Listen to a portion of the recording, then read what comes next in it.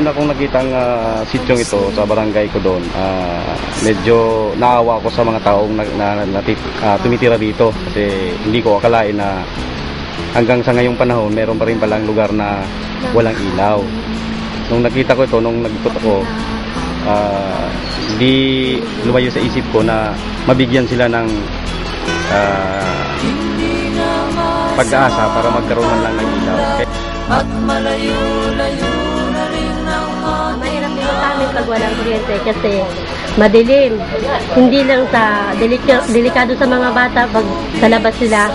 Tapos mahirap din dito dahil hindi kami nakakauwi ng gabi na galing sa baryo dahil ang daanan namin dyan mahirap. Dadaan ka sa gitna ng bukid, walang ilaw ang mga poste, wala kami ritong poste.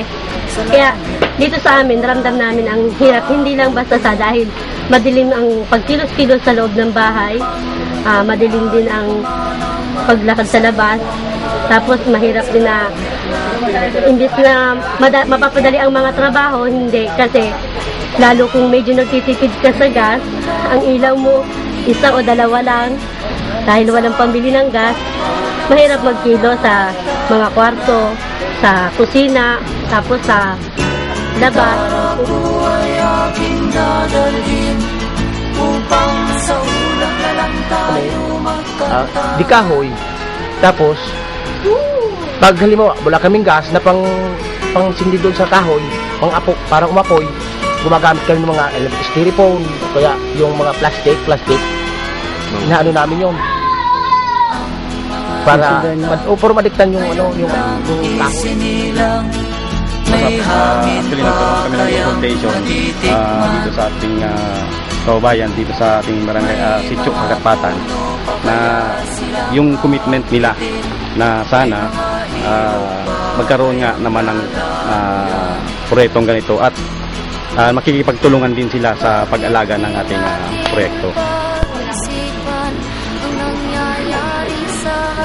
Salamat kung talagang malalagyan. Kaya ano yung ilalagay natin? Solar.